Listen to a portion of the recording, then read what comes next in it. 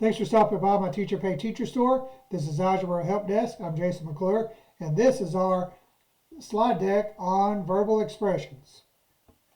And this works in tandem with our worksheets on verbal expressions, as well as our warm-up activities and collaboration activities. So let's just go through this slide together.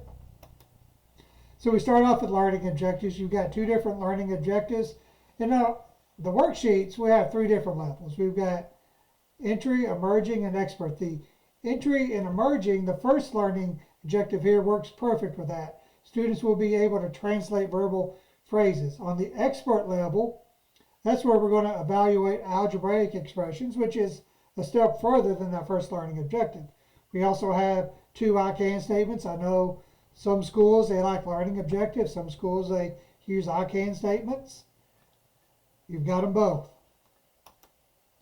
How this works is you're going to start off, and it's your class, so maybe you want kids to popcorn out as a whole class, or maybe you want kids individually to write down some answers, or you may want them to have a shoulder partner or work in a group of 2 or 3 or 4. Whatever how you decide to organize your class, you start off and you say, hey class, what are some words that mean addition? You give them a few minutes to come up with some words. If you're having a lucky day, an administrator is going to come in while the kids are brainstorming, and then you ask them to popcorn out, and they'll give you some of these words. You give them some praise, and then you move on, and you say, all right, guys, now that we got some words that mean addition, let's talk about some words that mean subtraction. You do the same thing. Whatever structure you got going that day, you keep it going. You have kids brainstorm and think of words that mean subtraction, and then you give them your list. And then next, we're moving on to multiplication. Same process. You're going to, whatever structure you're using that day, you have kids come up with words that mean multiplication. They'll give you their list. Hopefully it matches this. And then you move into division.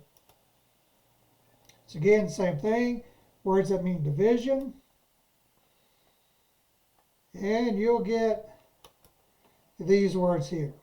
So once we get the language down and we've had some good conversations about the language, we're going to practice. So the next slides, and this is where if you have a learning management software such as Google Classroom, you upload this slideshow to Google Classroom, and I'll show you how easy it is for kids to interact with this on Google Classroom next. So here's the practice problems. These work really great if you have Google Classroom and you upload this slide to Google Classroom. And these kids, they're algebra, 8th or 9th grade, and they've had lots of experience with Google Classroom, so this should be easy for them. All we're going to do is we're going to mix and match. So here we've got the difference of 10 and x, so we're going to look for a subtraction problem. Kids are going to grab it and move it. 10 multiplied by a number. Kids are going to grab it and move it. 10 reduced by a number.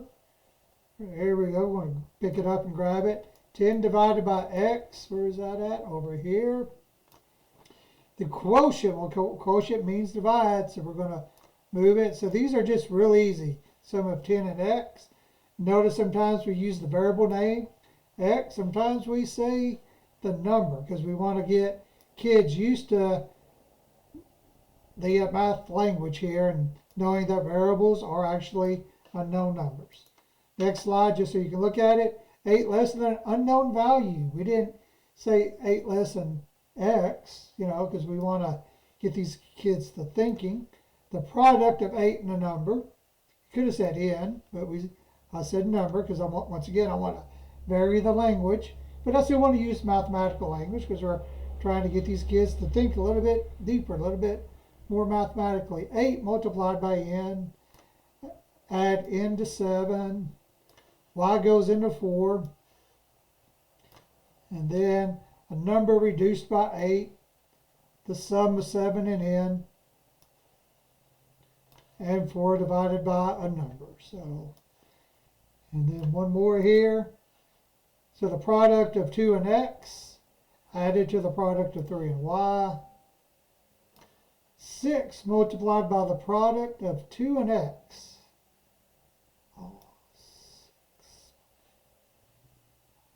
2 and x. 6 times 2, x. 6 times 2x. 2 times x minus 3. The sum of 2x and 3y, I'm going to go over here. 2 divided by 3 added to n. Once again, you can edit all of these if you don't like the verbiage. Unlike most other resources, when you're stuck with the way they are. And finally, we'll end with an exit ticket. So the slideshow has everything that you need. It's got opportunity for think, pair, share. It's got the opportunity for small group discussions.